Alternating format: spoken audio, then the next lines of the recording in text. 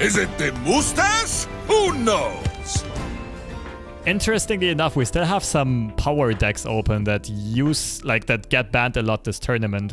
Our Ash is open, our Shanfiora is open. Yeah, a lot of decks we don't mind playing. It's always a bit of a gamble and rock, paper, scissors, which matchup you'll actually get. But we play Shanfiora into Spooky Karma. We're generally happy. Shanfiora should be somewhat favored, not super favored, but somewhat favored. Mulligan is an interesting one. Whether or not to keep Brightsteel and or deny. Brightsteel is pretty much always a keep when you want to play curve.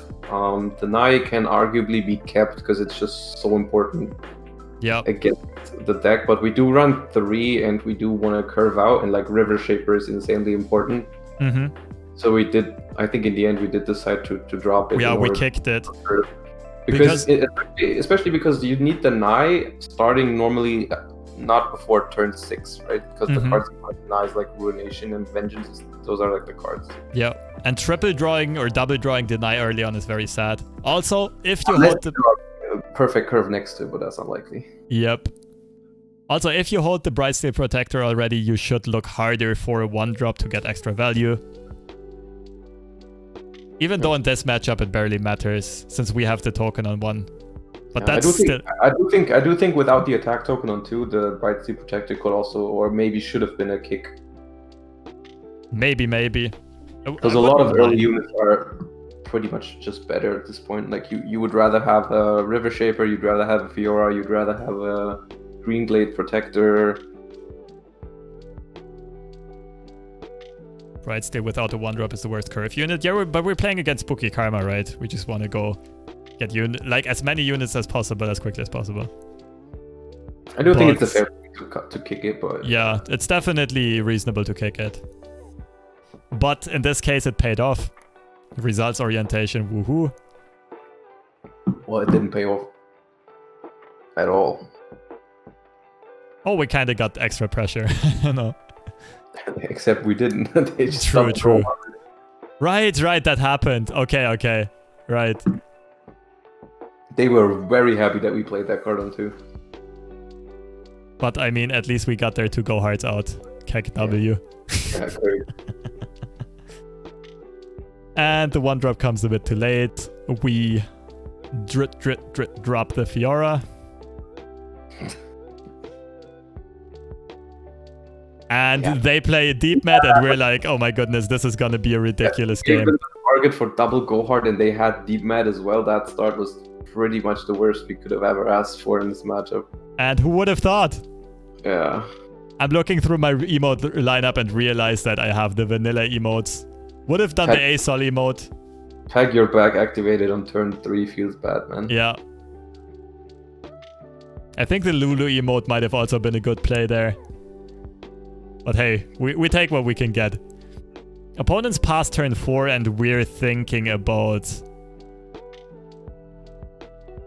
The thing is, we only hold 2 units right now, and one of them is pretty low value. So if we drop the Caretaker now, I don't think we can drop the Preaching next turn, because we just don't want to play into their removal too hard. Yeah. I feel like we just want to... Yeah, we just want to play the dragon and keep the Caretaker for later. Here's the thing, at this point, we know that Pack Your Bags is coming very soon. And we know that if we int all of our units into Pack Your Bag, there's no way for us to win. We cannot really deny... Sorry, you At this point, we already said to each other, we cannot deny Pack Your Bags, because if we deny Pack Your Bags, it just means that all of the other go hards in their deck still remain Pack Your Bags, and they just draw it again 2 turns later. Because they have so many they played 3 go hards, so they have 6 Pack Your Bags in their deck. So we're never going to deny that and just die to the next one. And they have Deep Mats and River Shapers to draw them. So that's why we don't want to commit more than 2 units. Exactly, and that's why we here decided that we will only play the Screeching Dragon next turn to have enough of a board for them to have to play Pack Your Bags. But we want to keep units in hand so we can refill afterwards. At this point, we really want to draw units. And boom, River Shaper is probably the nuts card in this matchup. And all of a sudden, we have a tough decision to make. Do we want to play... It's their Thresh turn, keep that in mind. Do we want to play River Shaper? And if they play Thresh, we Concerted Strike it.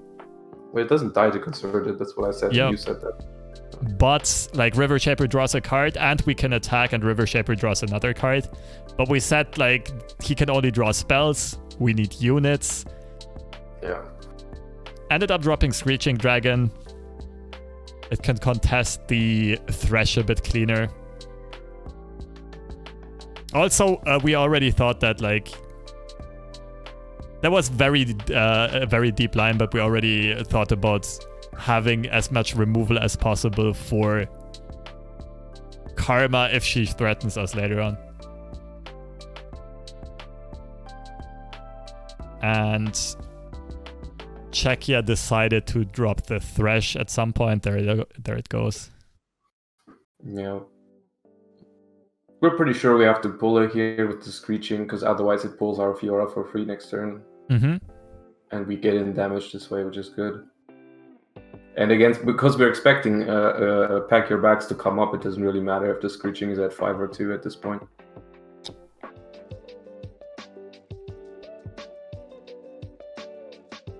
Another unit, which is good. We need units at this point. Yep.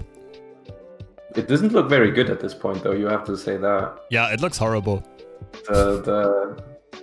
They have Ruination mana up, and they already have Pack Your Bags enabled. Pack Your Bags situation is very, very weird. Yep. So the Vile Feast, we already assume they're gonna... like, they either have another ping or a whale or something like that, or they're gonna debate us into playing more units so their Pack Your Bag finds more value, right? Yeah. The thing is, if we end turn here at open attack and they play another Vile Feast or a whale, our attack is entirely garbage. So yeah, at this point we decided to just take the Pack Your Bags if they have it already, and just single combat the Thresh if it happens. Mm-hmm.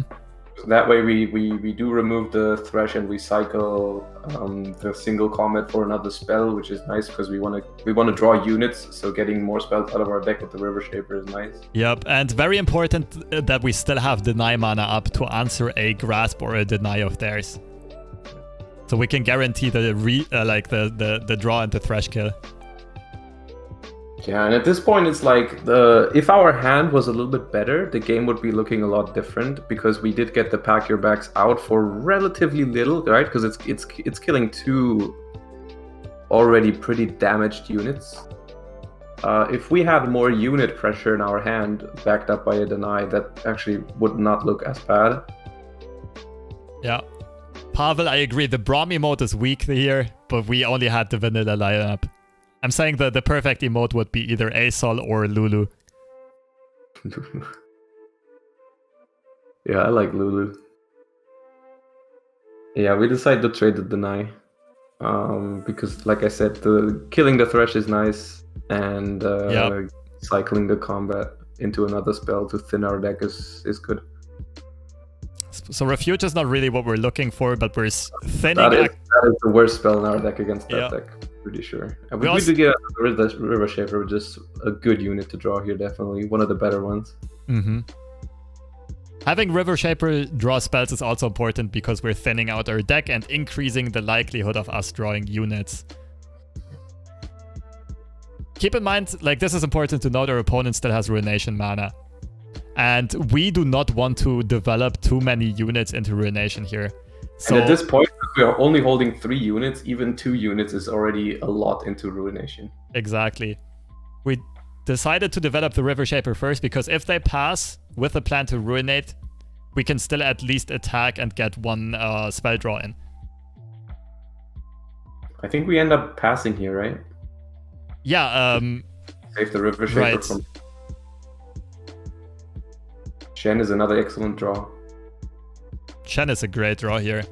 Shen also makes the Green Glade Caretaker much better. It turns it into a realistic win condition with the barrier in hand as well.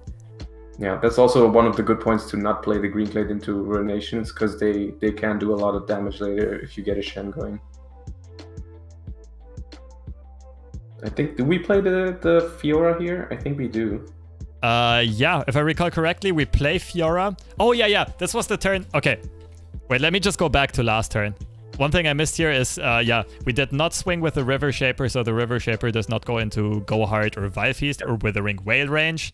And this was the turn where they pass and we had, like, I remember us saying, we can play as if they don't have, like, if we want to win this, they have to either not have Ruination or they have to not have Karma. What do we think is more likely? And they played as if they held Ruination for quite a while, right? And there's no reason to believe that they have Karma yet. Like, developing Karma is generally good in this matchup to get her into your death pool so Rekindler can pull her back.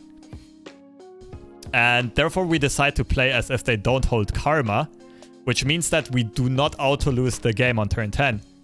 And that means we only play around Ruination, which means we don't overdevelop into the board, and we are able to grind this game out, because River Shaper is gonna get infinite value as long as we protect him.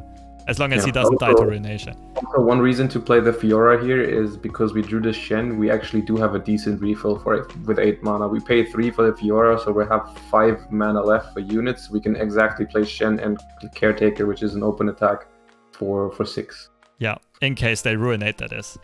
Yeah, if they Ruinated these 2 units.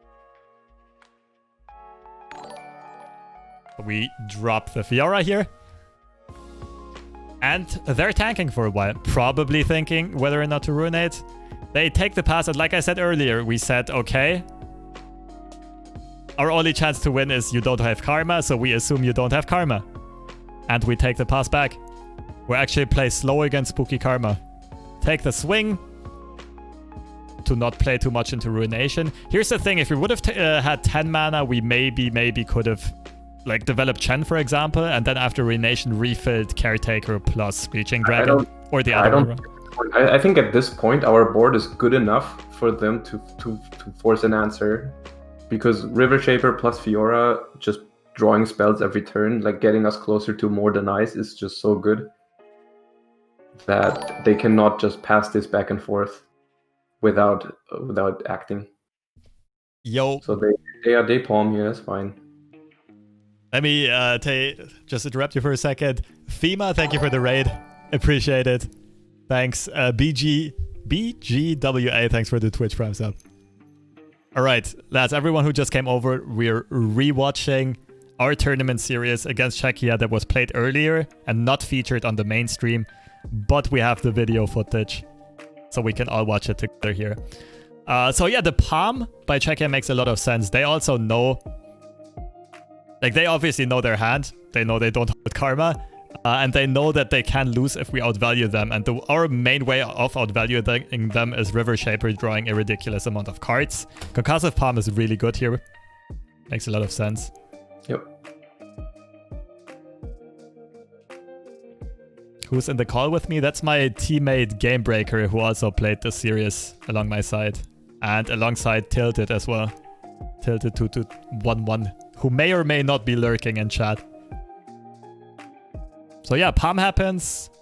They tapped out of Ruination. We consider for a second to develop, but it doesn't really make sense because then they can just Ruinate on their turn. And right now, like here, I think that's pretty good. Yeah. Because we ended up like, they don't have Ruination mana this turn, but they do next turn, and we still feel fine with those 2 units that we have. So we decide to just use the Concerted Strike, because Concerted Strike is exceptional value with the River Shaper. Mm-hmm. And it also flips our Fiora, which that might be worth something. We don't really count on winning with Fiora, but it's interesting. Yeah. Here's one very important thing to note if you're new to Shen Fiora, if you haven't played this deck much. Even if the first strike kills the unit, the River Shaper, like, even though it technically doesn't strike the unit, it still draws a card. It still applies the strike effect. It counts as striking. I don't think it's a bug or anything. It counts as striking, but the unit's already marked as killed by Fiora. Exactly. So we can get both the benefits, like leveling our Fiora, starting to represent her as a win condition, and drawing a card. Yeah. And this board is actually insane pressure, although the stats are not that high, because River Shaper represents infinite value. And Fiora represents an alternative win con, especially if we draw more spells, if we draw more barriers and more denies.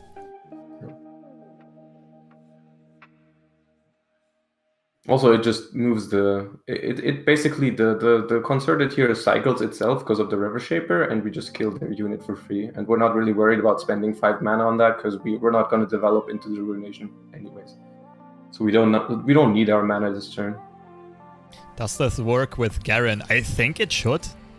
Like, I'm not. That's the question. It works the same way with Garen. If you do like Fiora first, kill something, and then Garen gets the second strike, he should still level.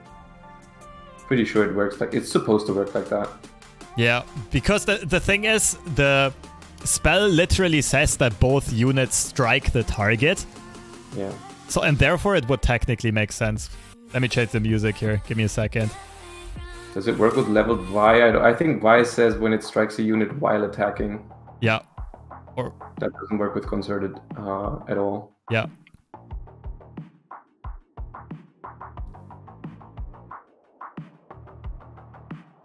Okay. Yeah, both units strike, but not both of them get the credit for the kill. That's correct. And back to the game, back to the action. Again, we're arguing here if we should develop more, but I'm saying like this board is threatening enough. It's 6 damage. It's an additional card draw every turn. They do have to do something about this. Exactly. And we were still saying like we have to play as if they don't hold Karma, because if they draw Karma here, we probably cannot. There's Ruination. We forced it with the 2 cards, while the River Shaper drew like 2 or even 3. 2 probably. Yeah. And here, yeah, we get to refill. Yeah, we top deck another River Shaper. That's actually insane. It's a really good draw. Like, we already had good refill. We had Shen, Screeching Dragon, Caretaker. But like we said earlier, River Shaper, one of the most important cards in this matchup. Maybe the most important card. Yeah. And I think we decided to develop the Shen with the River Shaper and the Green Glade Caretaker this turn. So the Green Glade Caretaker can start to collect some attack.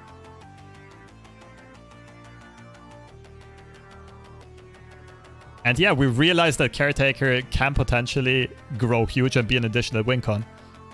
Yeah, at this point we're just looking for more units off the top of our deck and the Nye off of River Shaper.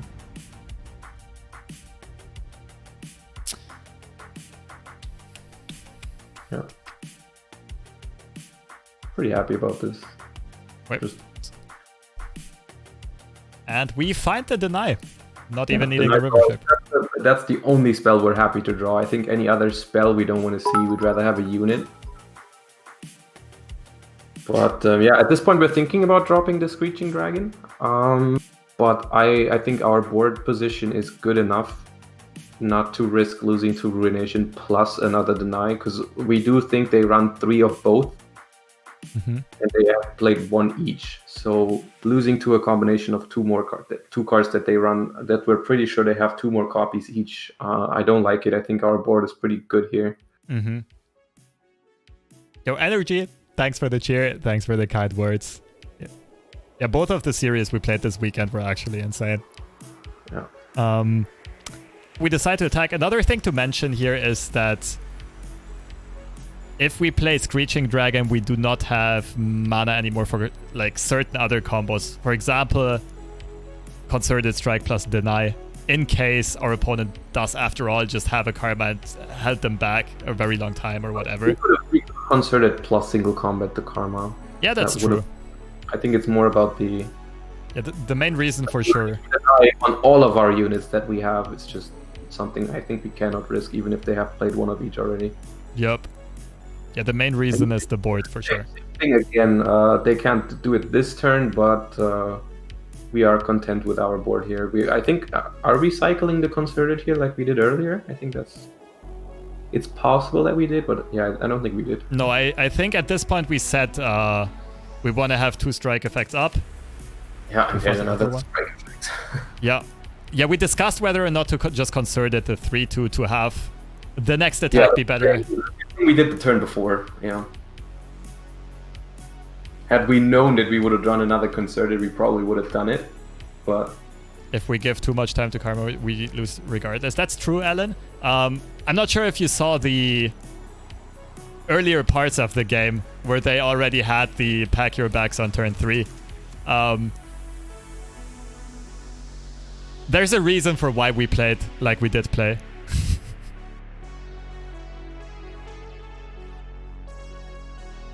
If you want to like hear all of our reasoning, just rewind the video about like 10-15 minutes.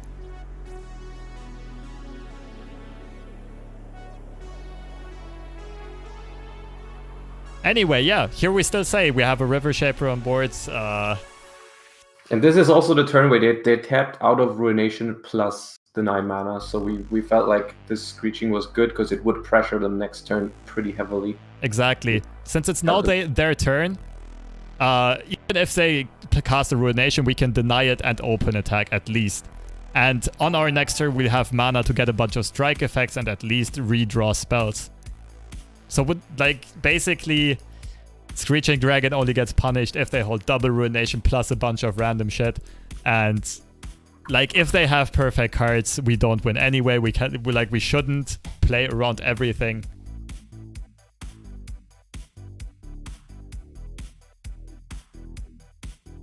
Heard reasoning that you play around Ruination plus deny when they played one of each, which I believe is incorrect already. Yeah, we actually... I'm more sure that that's correct. They play 3 of each. They play 3 of each, yeah, and all of them.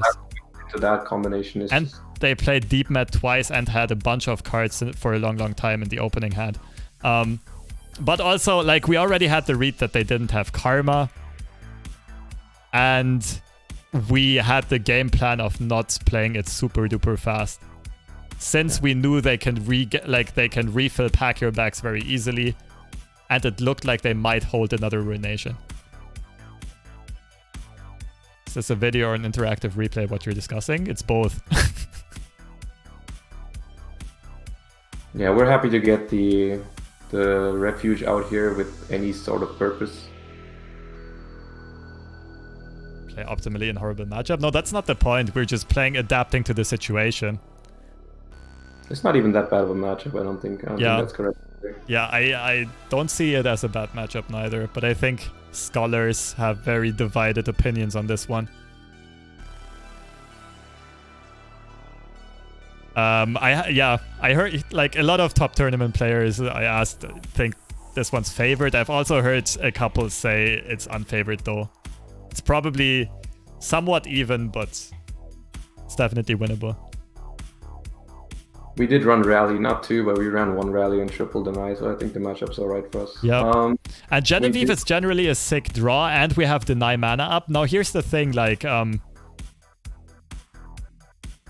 we don't, like, our way of losing this game after they developed double River Shaper is giving them too much value, right? We know their hand is bricked on value, and we don't want them to draw into another Ruination or to get another pack your bags.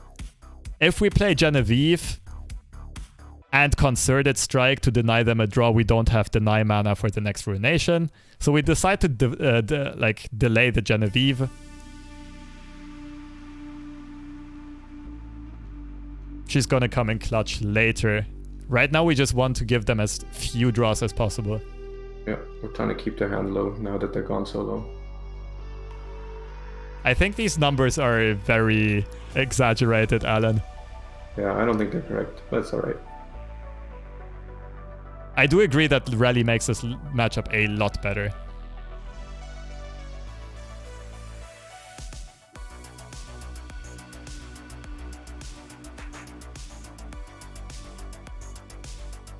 So this was also a very interesting decision. We're thinking about sacrificing the Greenglade Caretaker because she's on 1 HP and she dies to Gohard, she dies to Withering Whale, and she dies to Vile Feast. And our opponents are fairly likely to draw either of those off of the River Shaper. What we could have done is give the Screeching Dragon barrier, and he goes to 6 HP instead, which means he even survives the next pack your bags. That was a tough call to make. I think this way is fine. The Greenglade Caretaker is a pretty good card. Yeah, here's the thing. If our opponents don't find the Gohard, like, Gohard is the only clean answer because we can't really riposte and tap under Ruination mana under Deny mana while they have Ruination mana. And if it's anything else, we can heal her with Genevieve next turn. And like I said, your Caretaker punches for a lot. We have challengers to pull blockers inside, and she's a real win con. We did think for a moment about just pulling the Spider, but it seems pretty hard to deny the draw from the River Shaper anyway, so I do think pulling it was correct.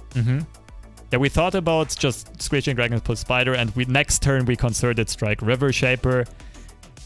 It's kind of slow, and then we wouldn't have an answer for either a Rekindler or if they do find a Karma. If they like we said at this point, their win condition is top decking the Karma if we don't have an answer. Yeah. And kind of thought it's also a tough call to make, but we thought we'd rather give them a one spell draw than potentially having the Karma just clap us out of this universe. What was the score? 1-1. So they did. I think they played this from the very right. No, second to right. They had this card for a long time. Our reads from earlier on were correct. They had a clunky hand, multiple ruinations, but no Karma.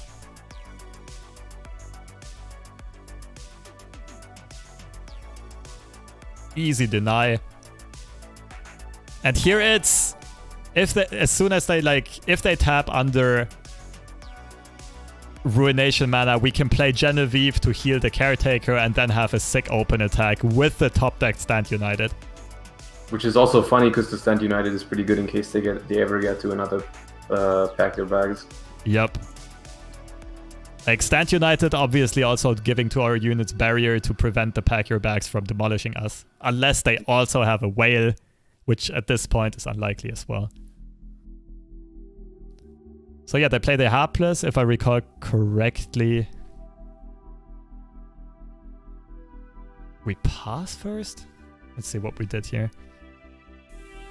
Oh wait, we already passed, right? We passed right away.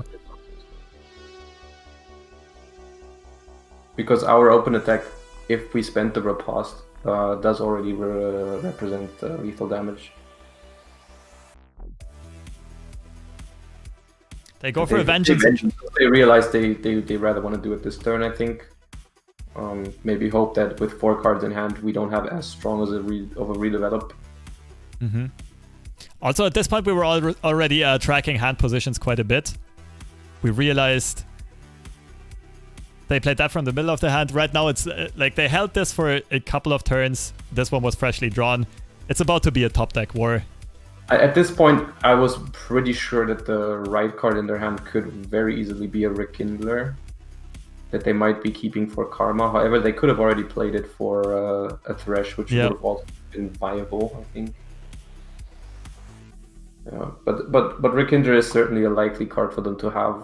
Yeah, and it's a lot of if you watch it back, a lot of the previous turns, their only hope is for us to play slow to avoid getting ruinated. That's why they had to keep ruination mana up for a lot of the time.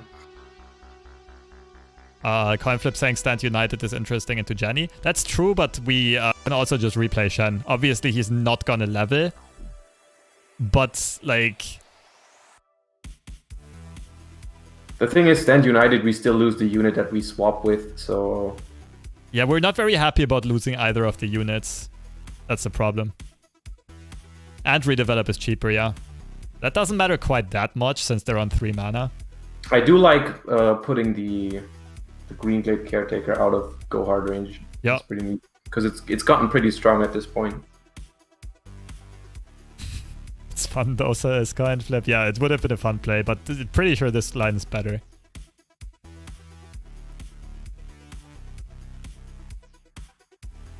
Yeah, at this point, after seeing the second Ruination, we decided to go in because this also offered us open attack lethal, so they would have to spend mana to stop our win and win with Ruination. We draw Bright Steel, it's probably the best refill we can have. So at this point, we know this is top deck. This was top deck the turn before. This is probably a clunky card. Like, we have a lot of info at this point. We know they don't have Karma for sure yet, unless they drew it.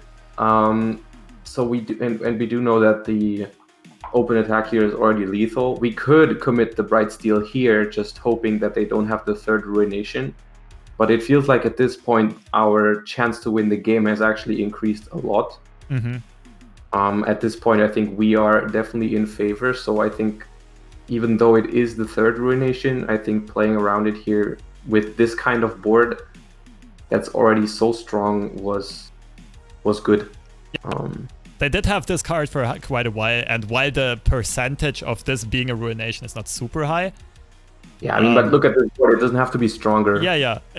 But even if it's like 15% or something, if the Ruination just makes us lose the game on the spot, which would happen if we play Bright Steel, they Ruinate, we don't have Deny. Yeah, but this open attack... yeah, it's together with the... it's not that hard of an open attack to make, if I'm quite frank. Obviously, now they only need to get rid of one of our units to stay alive, but we would rather give them 2 draws. Survive, which is fine. Yeah. Like, we would rather risk that and give them 2 draws while having refill, like insane refill actually, than just straight up losing to Ruination. Yo, Doomtrain, thanks for the resub. Much appreciated.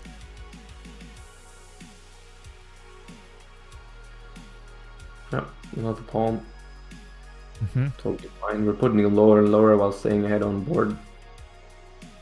And we do have an answer. If they find Karma, we do have a concerted strike for it.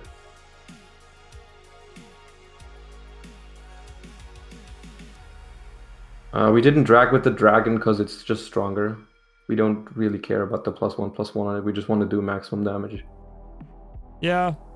1 more damage, would that have... Maybe it would have been tiny bit better, now that I think of it. Like, give the dragon barrier and pull with the dragon just to play around the next pack your bags. But at that point, how many go-hards did they play? 1 or 2? 1, or... yeah, I think it was just 1, so they would have to have, like, multiple of them, and yeah. Where did Rekindra come from? Let's check together. Wait, the palm, first of all, was one of the... Wait, that was one of these 2 cards, if I recall correctly. Oh no, that was the palm, actually, they had in hand for the whole time. And the Rekindler was the one they drew 1 turn before. So at that point, we knew they were on 1 top deck card. And we are thinking about whether or not it's worth concerted striking now for mana efficiency. Like, we're feeling super duper comfortable at this spot, right? Yeah, but I think we're rather concerted striking a Karma than a Thresh. Exactly. The Thresh is just attacking into our reposts. Yeah. So the only way we lose this is like top deck Karma. Or Ruination if we decide to commit the Bright Steel. Yeah. But we play around both of these by not doing anything this turn. We know that if Thresh pulls, the riposte is the better answer, although it's less mana efficient, the long term.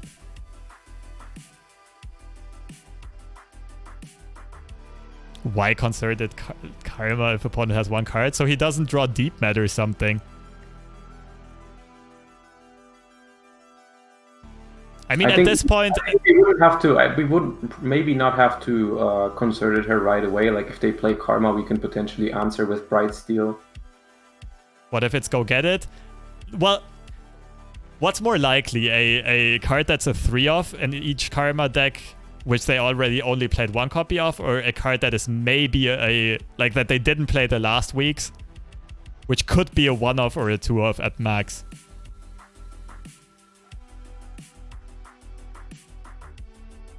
And there are, yeah, exactly, like Duke is saying, a lot more cards that punish not removing Karma.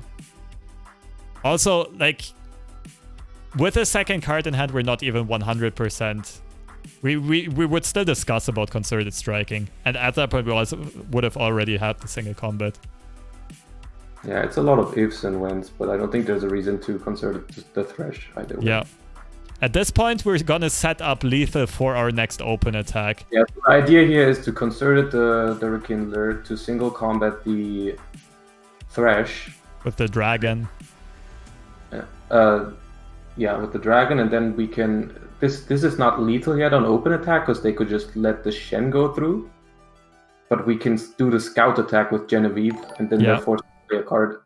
We're doing this to set up scout attack with Genevieve on Spider. And then we're threatening lethal. If they have Ruination, we can refill Bright Steel formation and have lethal again. Yeah, so yeah, here we just do straightforward scout attack, pull the 1/1 out of the way, and that's that would be lethal on board if they don't play anything. Do we think they don't play deep that entire time when they have? No, but they're on top decks, right? That was the top deck card one turn before. And like the likelihood of them top decking deep met is about even or higher than the other card being a go get it, which is not even sure if they're running it. He's not talking to you, I think. Okay. He's answering someone else. My bad. Okay, and they found the third Rekindler. They had to use up all the Rekindlers for Threshes. We're very happy at this point. I mean, at this point, we won, because for 6 mana, there's nothing that stops the... Exactly. They can only stop 1 unit at 6 mana and 1 card in hand. Bright's Deformation makes Shen flip. That means every unit that gets through deals at least 5 damage. And Booyah.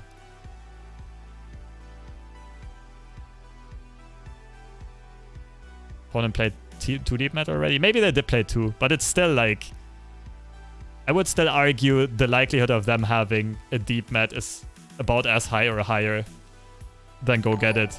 Because I think they played none the last 3 weeks. At least they didn't play any yesterday. Yeah, they didn't have the card in their list previously. And that's it. That was the series against Czechia.